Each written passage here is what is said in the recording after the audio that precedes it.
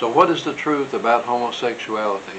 It seems that everyone has their own ideas, their own opinions, their own realities about whether or not homosexuality should be accepted as a lifestyle.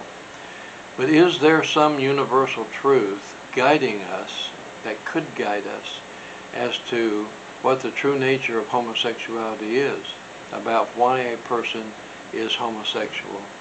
I have found that whatever a person believes about homosexuality determines whether they're going to accept it or reject it. Those who believe homosexuality is a choice tend to reject homosexuality as a viable lifestyle. Those who accept homosexuality as nature, as being a person being born that way, they are more accepting of homosexuality as a viable lifestyle. So, is there some truth that guides us in this? About 70% of the United States agrees that homosexuality should be accepted as a viable lifestyle. In Canada, that number rises to the mid-80s. In Russia, it's about 14 or 15% of the population who believes homosexuality should be accepted. So the country that a person believes in has a lot to do, a lot to say about whether or not they're going to accept homosexuality. Religion also has a huge influence upon us. Hinduism seems conflicted as to what they believe about homosexuality. Some sects do accept, some sects do not accept it. Buddhism does not speak directly against homosexuality, but it may be accepted or it may be rejected depending on the country or upon the culture of that person. Islam, on the other hand, outrightly rejects homosexuality, saying that it is in opposition to Islamic theology.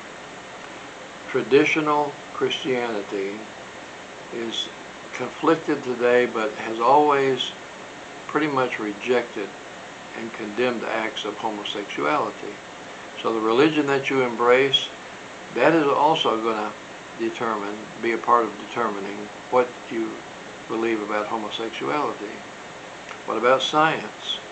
Science has not identified a particular gene that causes homosexuality, but most science agrees that homosexuality is caused by a very complex combination of genetic and hormonal influences. There are many scientific studies that have shown that sexual orientation is biologically determined, that there are genetic patterns associated with sexual orientation. In 2004, in Tennessee, in Ray County, the Ray County Commission voted to ban homosexuality and to criminalize homosexual acts. Ironically, this happened in the same courtroom that the Scopes monkey trial took place. This was a trial in which the high school teacher, Scopes, taught Darwinian evolution, which was against the Tennessee Butler Act, and he was found guilty. High-powered attorneys on both sides. He was found guilty. Later, the state Supreme Court overturned that, but this is the same court, the same county commission that opposed homosexuality to the point of banning it in Ray County. I was a pastor in that town, and so I'm intimately familiar with the situation. I spoke against that action in the pulpit, which didn't sit well with a lot of church members. I spoke about it in the newspaper and on a television interview, stating that homosexual people are just people, leave them alone. And that's what I believe today. We're all just who we are. Leave everybody alone. Don't judge anyone. Don't condemn anyone. Don't raise yourself above anyone else. Just be you. In 2004, after the county commission made their resolution, the homosexual community decided that there was going to be a gay day in Ray. This was to take place on an island not far from the courthouse, out into the lake, which had limited access. And when the conservative community heard about this, Christian conservatism, they sent preachers from Washington, D.C. and various places to have an anti-gay day in Ray County. And so they met under the trees outside the courthouse, the same exact place where the Scopes monkey trial took place. It was moved from the courtroom to outside under the trees because of the heat. And that's where the anti-gay day festival took place. It was a time of tense emotion in that town, and the churches around, there were a lot of emotion being exhibited through those churches, through the church members. But I had an opportunity to talk on Gay Day in Ray to a lot of homosexual people about how did they become gay, when did they first understand themselves to be gay. It was very revealing to me. So what is the truth? Do gay people choose homosexuality, or is it chosen for them? If society is confused on the topic and the government can't help, and science and religion can't agree to guide us on this issue, who do we turn to for truth? Everyone has their own truth, their own reality. But for us to have, whatever our opinions are, for us to have any integrity, we must ask ourselves and be faithful in asking ourselves what our truths are based upon, what our beliefs are based upon. We do not challenge ourselves on this. We really cannot pretend to be persons of integrity. And it's not enough just to say, oh, that's what my religion teaches. Challenge your religion. Challenge your beliefs. It's not enough just to say the Bible is against it. Really, what does the Bible actually say about it? Be surprising. Be surprising. We must be persons of integrity. Now, that's not a judgment, that's just logic. If we don't have integrity, what do we have? What do we really have? Who are we as individuals? Every person's personal belief is based upon their programming. It's true, programming. We're programmed. We've been told from childhood what to believe about everything. We've been told from childhood what to believe about homosexuality. That is a part of our programming. Our religion has told us what we're supposed to believe about it. Our family values have opinions and their own reality. What about our friends? What do they think? And what about social preferences and pressures and other external forces that influence what we believe about homosexuality? What is our government's view? What about peer pressure? What is science discovering in its latest studies? This is important to consider. What has our childhood educational institutions taught us about homosexuality? Do we have friends who are homosexual? That would certainly influence what we believe. So how do we determine truth here? It's a basic characteristic that we believe what we have been told to believe, what we have been taught to believe. And these influencers have formed our views and understandings and beliefs about LGBTQ orientations. Things have been changing in the last decade or two, becoming more open to homosexuality, but basically, traditionally, all of these institutions, family, home, government, education, religious organizations, society, they have all been unaccepting of homosexuality as a norm, as an acceptable lifestyle. So have we been right all this time or wrong all this time? What is the truth? The general understanding of society in the past has been that homosexuality was considered an aberration. Most people have not taken time to study and understand what it really is. So it's passed down through the generations that homosexuality is a willful deviation from what is natural, from nature.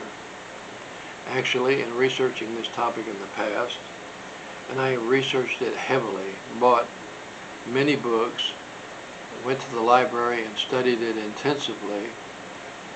And one of the things that I found in my studies is that homosexuality does, in fact, occur in nature. And it does exist in the animal kingdom. It does. What does the scientific community then have to say about it? The Diagnostic and Statistical Manual of the American Psychiatric Association, the DSM, is the Bible of psychiatric diagnoses. The DSM-3 in 1980 classified homosexuality as ego-dystonic homosexuality, EDH, they called it, a psychosexual disorder, and defined it as a persistent pattern of unwanted homosexual arousal and a desire to change someone's sexuality. Now that was in 1980. Between 1980 and 2013, much research has taken place, much scientific probing and discovery, and in 2013, the revision on the DSM-5, removed homosexuality as a diagnosis altogether. Scientific knowledge does change with understanding, and scientific research continues to explore the precipitating factors leading to a person's sexual orientation being turned toward homosexuality. Scientists have found evidence that genetics as well as hormones play a significant part in a person being homosexual. While there has not been a single genetic marker found that determines sexual orientation, research does indicate that genes do play a role in homosexuality, in sexual orientation. They say that homosexuality is polygenic, meaning that our genes, many genes, contribute to sexual orientation, not just one. As far as hormonal influences is concerned, science has found that the brain reacts differently to pheromones and in us in determining sexual orientation. And research has found that most people appear to have no real choice in determining their sexual identity or orientation, whether it be heterosexuality, homosexuality, or even bisexuality.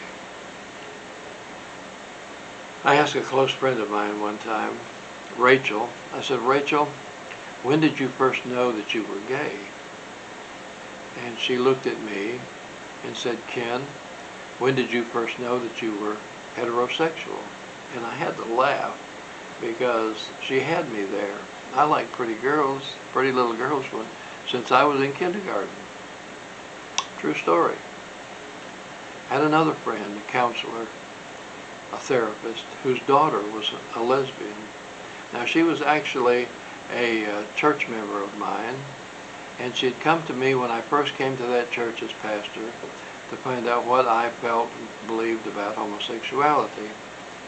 And she asked me what I thought was the cause of homosexuality. At that time, I had no clue. I was still rooted in my programming. And I said that I knew and I believed that homosexual individuals didn't have a choice, that they were just the way that they were. They didn't have a choice as to their orientation. And I knew that there had not been a single genetic marker identified causing homosexuality. And so I told her that I imagined that there was some traumatic event or some experience, some influence upon a child's life that caused them to be gay. And she shared this with me that was pretty astounding to me at the time. She told me that her daughter had no such influence and no such experience and was raised in a loving, nurturing home. But that one day, when she was 5 years old, she came to her mama and asked, Mama, why did God make me to be a girl when he knew I wanted to be a boy? Astounding. You might say she was just confused. Well, she struggled with that confusion all of her young life. And as she became dating age, she dated boys, trying to be the same as everyone else, trying to be heterosexual, even though down inside of her, she was in fact homosexual. As a matter of fact, she even married a young man. And he said from day one of their marriage, he knew that she was not interested in men. Now, I knew this young man. He was my barber, and I had an opportunity to talk with him candidly, and that's what he said. I knew another mother in a different town who had almost the exact same experience with her 5-year-old daughter, and that just blew me away also. I mean, you can't make this up. These children know who they are, sometimes more than adults do. It just takes them a while to understand it and accept it. In addition to the Psychiatric Association saying there's no such diagnosis as homosexuality, which I alluded to earlier, the American Psychological Association also says that homosexual, gay, and bisexual are not mental health disorders. They're not mental health disorders. The APA says that there is no association between these sexual orientations and psychopathology.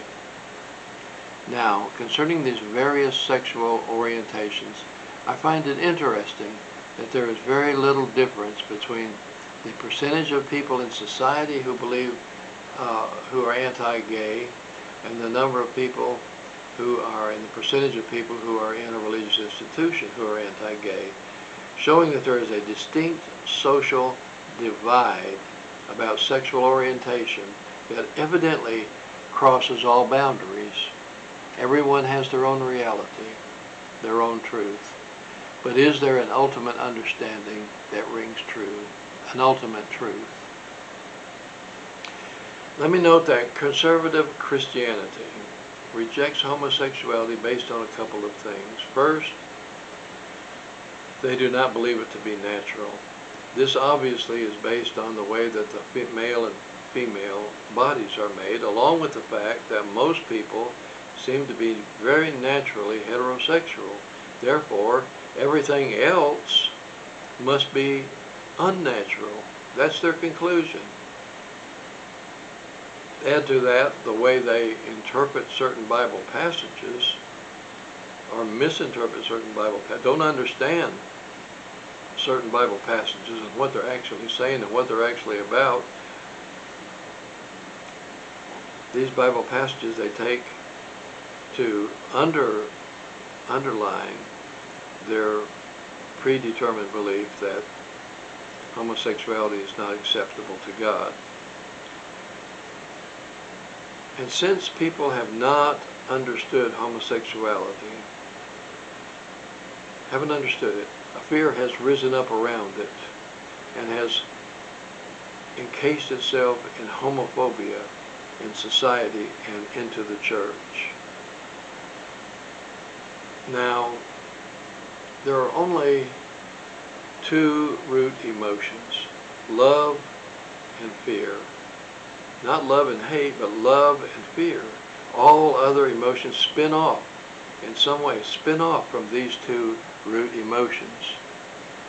And it appears that the conservative Christian church has embraced fear rather than love. Even though God is love, over and over and over we are taught to forgive, we're taught to accept, we're taught to love. Still, the Christian church, the conservative Christian church, has embraced fear. They double talk around this, claiming to love the sinner and hate the sin. But this plays out as condemning the sinner, condemning the other person as a sinner, being condescending toward them, treating them as such. Love never seems to come into the picture. I was a part of this type of religion for a long time. My father was a fundamentalist Baptist pastor, and I grew up in the fundamentalist Baptist church. It was later that I began to discover other truth besides what I had been programmed to believe. Now let's talk about the Bible. As far as Bible passages go, the religious right seems to use Bible passages to support their beliefs. But let's look at them. And I have extensively studied these Bible passages and written on them. But most importantly, let me say that in the Hebrew world of the Old Testament, those folks did not understand homosexuality as a sexual orientation, did not understand it as a sexual orientation. All people were assumed to be heterosexual, therefore same-sex sexual activity was seen as a perversion. Furthermore, same-sex actions are not a part of God's law to Moses. God gave Moses the Ten Commandments. Later, the priestly tribe of Levi, was given the task of judging people and guiding their lives. And they ended up, I found the necessity to create some laws and rules that were not in God's law to Moses, but trying to explain Mosaic law. They created 631 human-made laws found in Leviticus, Numbers, Deuteronomy. These human-made laws are pretty much an extrapolation of the 10 laws that God gave Moses, but they are not the law God gave Moses. They are not the law of God. Now, move into the New Testament. Same thing in the New Testament. Homosexuality was not understood as a sexual orientation. Homosexual acts were seen as perverse, that everyone was created to be heterosexual, and the same-sex acts were perverse in their mind. Paul mostly talks and condemns pederasty, which needs to be dealt with, condemned, perhaps. Much of the Christian church, the conservative Christian church, still sees homosexuality as an act against nature and not as a sexual orientation. Now, here's the most important thing we can say about this. If we're going to talk about Christianity, let's talk about Jesus Christ. Jesus has absolutely no words of condemnation against homosexuality or homosexual individuals. He has nothing to say on the subject, even though that subject was just as pervasive in his time as it was in the Old Testament, just as pervasive in his time as it is today. Still, Jesus had nothing to say negative about homosexuality. Why don't we ask homosexual individuals what they think about homosexuality, their own sexual orientation, their feelings about it, how they can. Why don't we ask them instead of trying to make decisions about them? Here's a statistic that needs to be brought up. Suicide. Suicide among teens is epidemic. And in LGBTQ teens that feel themselves to be different from everybody else, to be gay,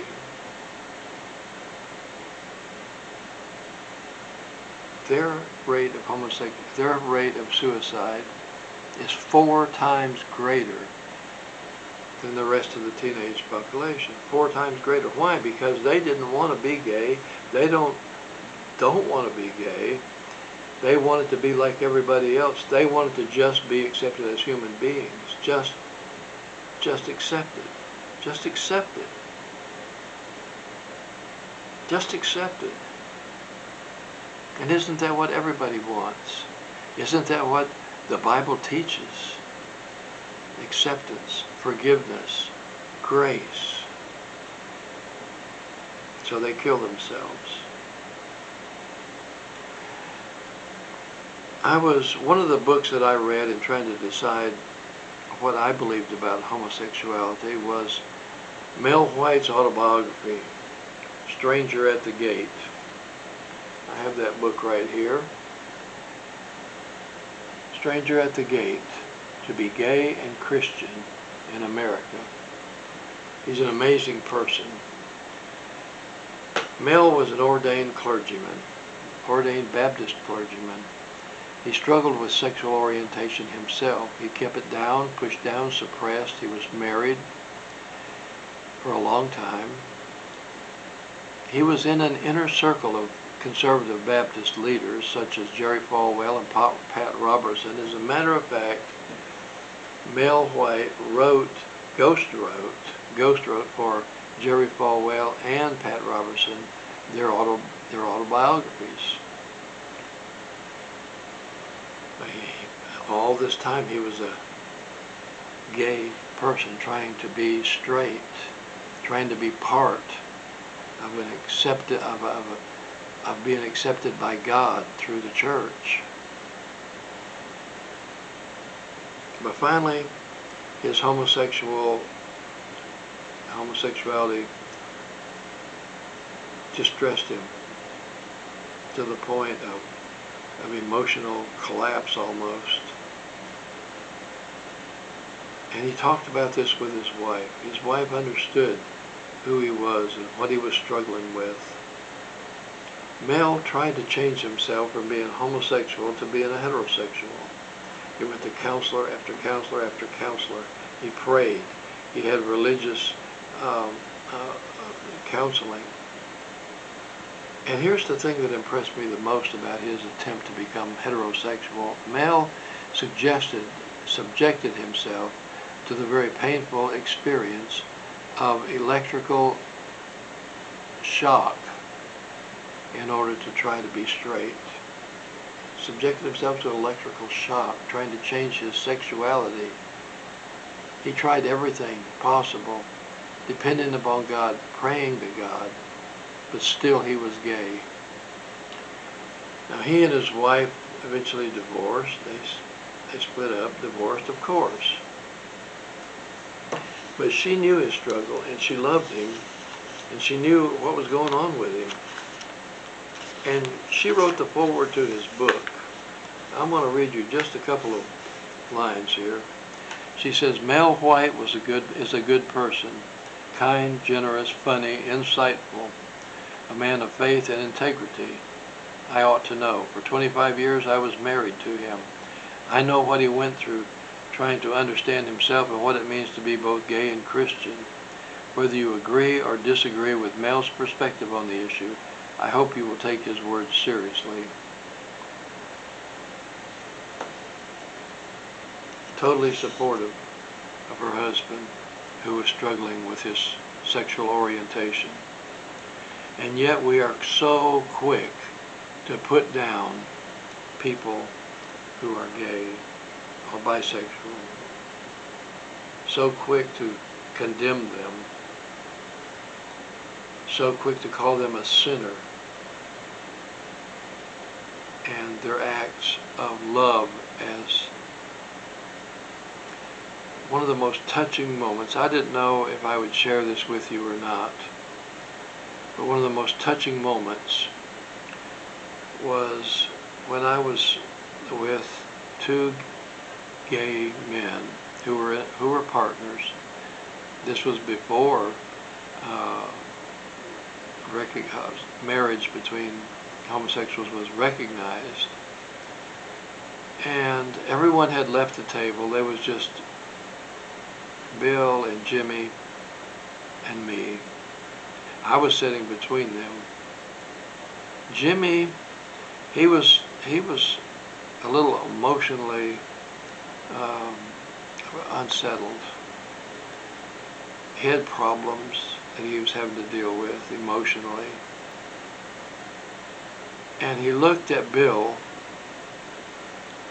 across me. I'm between them. He reached over and looked at Bill and says, I don't know why you stay with me. They had been together for years and years and still together. I don't know why you're still with me. And Bill looked across me and leaned over to Jimmy and said, because I love you. And my heart just melted. that kind of love was passed between two men, something that I hadn't seen before or understood. It wasn't some deviant act. It was genuine love. And so I'm going to challenge each of us to question what we believe and then re-question it, to challenge what we have been told and to challenge it again, to seek truth and thereby be persons of integrity. Seek truth. Thank you.